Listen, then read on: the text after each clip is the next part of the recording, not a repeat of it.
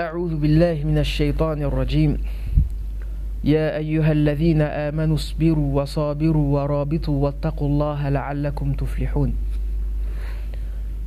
Quatrième vidéo sur le thème du djihad, sur la polysémie de ce terme, sur la profondeur spirituelle de ce terme.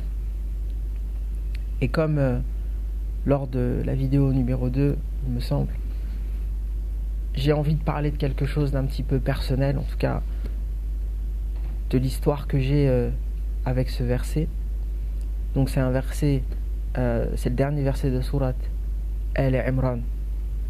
Ce verset il me touche particulièrement parce que j'ai en souvenir en fait le moment où j'ai entendu mon cheikh en fait expliquer le sens.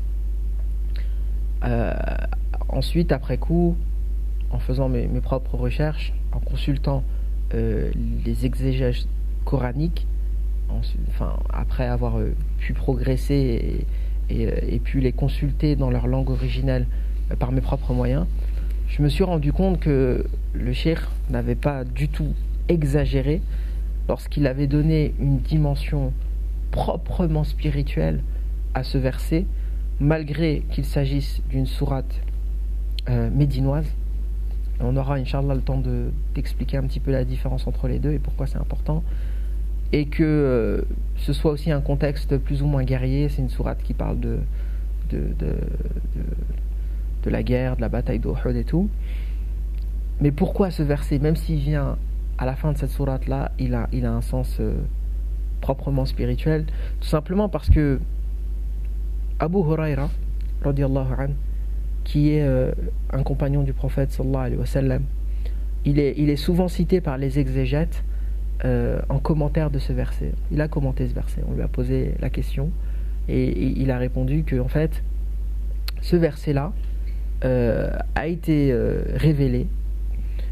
Il parle déjà de ribat. Il faut qu'on sache que le ribat, c'est le fait de garder les frontières ou le fait de surveiller le camp des musulmans. Et c'est pourquoi moi je l'appelle le verset de la garde spirituelle. Bref, Abu Huraira radiyallahu anhu nous explique que le principe de ribat, le fait de garder, surveiller les frontières des musulmans, n'existait pas à l'époque des compagnons. C'est-à-dire qu'ils n'en avaient pas besoin. C'était pas encore l'expansion du domaine de l'islam, de l'empire musulman tel qu'on a pu le connaître. Ils étaient seulement à Médine. Et donc il n'y avait pas ce besoin n'existait pas. Et donc il dit, ce verset a été révélé dans ce contexte-là. Donc lorsqu'Allah Azza wa Jal nous parle de ribat en disant isbiru, c'est-à-dire patienter, wasabiru warabitu, eh bien il ne parle pas du combat armé. Le sens qu'Abu Huraira lui donne, c'est-à-dire lorsqu'il dit isbiru, soyez patient, de quelle patience il parle? Il parle de la patience vis-à-vis des 5 prières quotidiennes. Ensuite, lorsqu'il dit sabiru, c'est quoi la différence entre isbiru et sabiru? Le verbe isbiru, c'est un verbe de la première forme pour les arabisants, et le verbe sabiru, c'est un verbe de la troisième forme.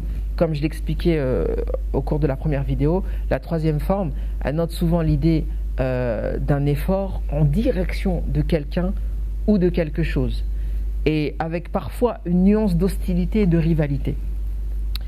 Et c'est justement la forme du terme djihad, comme on l'a expliqué déjà. En fait, sabiru, c'est-à-dire rivaliser de patience vis-à-vis de quoi? Selon Abu Huraira, il dit al-musabara, dans le sens où on doit rivaliser de patience envers nos passions et envers nous-mêmes. C'est-à-dire, on doit mener un combat intérieur pour pouvoir vaincre nos propres passions. Comme si le moi était mon premier ennemi. Ça, c'est l'interprétation d'Abu Huraira, c'est pas la mienne. Ensuite, il dit à la fin warabitu, c'est-à-dire soyez des gardes spirituels, surveillez, restez à un endroit. On sait bien que le garde-frontière est là pour fonction de ne jamais se déplacer, de rester vigilant, de surveiller les frontières. Abu Huraira il dit warabitu fi masajidikum, c'est-à-dire restez dans vos mosquées. Certaines personnes vont me dire peut-être que la tradition n'est pas authentique. Eh bien, peut-être que l'imam Ibn Kathir s'est trompé en mentionnant ce verset et ensuite en mentionnant cette tradition et ensuite en citant pour étayer l'argument un hadith parfaitement authentique du prophète sallallahu alayhi wa sallam qui emploie le terme ribat mais dans une dimension totalement spirituelle. Le prophète sallallahu alayhi wa sallam dit à ses compagnons ala ukhbirukum bima yamhu Allahu bihi al-khataya wa yarfa'u bihi ad-darajat. Voulez-vous que je vous informe d'un acte, d'une œuvre par laquelle Allah Azza wa Jal efface les péchés et vous élève en degrés. Cette œuvre, c'est isbarul wudu ala al-makarih, c'est-à-dire de faire consciencieusement ces ablutions dans un contexte difficile, comme par exemple lorsqu'il fait très froid, l'hiver, lorsque l'eau est froide, mais que malgré ça, notre conscience spirituelle, notre vigilance spirituelle nous inspire d'être consciencieux dans notre façon de faire des ablutions. Wa kathratul khata ila al-masajid, multiplier les pas vers les mosquées. Wa intidhar as-salat ila as-salat, attendre la prière après avoir, c'est-à-dire attendre la prochaine prière après avoir accompli la prière. Le prophète sallallahu alayhi wa sallam a appelé ces trois œuvres, il a dit fadhalikum ar-ribat, fadhalikum ar-ribat, fadhalikum ar-ribat. Il dit c'est ça la garde, c'est ça la garde, c'est ça la garde. Autrement dit, c'est la garde spirituelle. Et je me souviens très bien que mon cher, qu'Allah lui fasse miséricorde et qu'il le préserve, il a eu énormément de débats avec des frères qui prétendaient être prêts à faire le don de leur personne pour défendre l'islam, etc. Et le cheikh leur disait toujours, si vous n'êtes pas prêts à mener ce combat interne, c'est-à-dire rester dans les mosquées, menez le combat que le prophète sallallahu alayhi wa sallam vous a demandé de mener, menez votre combat envers vous-même, eh bien vos prétentions, on va dire extérieures, votre prétention à être capable de se battre pour l'islam, etc., pour lui n'ont aucune valeur. Et je me souviens que ça m'avait profondément marqué. Et je me souviens aussi qu'il nous avait mis à l'épreuve. Il nous avait dit, il y a un hadith du prophète sallallahu alayhi wa sallam qui est révélateur de la sincérité des uns et des autres. C'est le hadith qui dit Man salla lillahi arba'ina yawman fi jama'a yudriku at-takbirata al-ula kutiba lahu bara'atun min al-nifaq wa bara'atun min al-nar.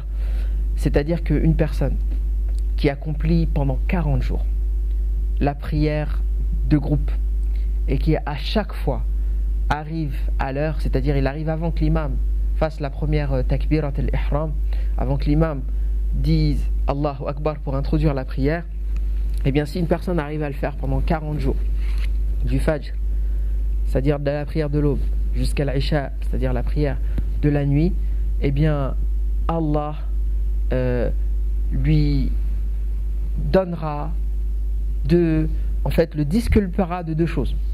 Il le disculpera, en fait, il l'affranchira de deux choses. Il l'affranchira de l'enfer et il l'affranchira de l'hypocrisie.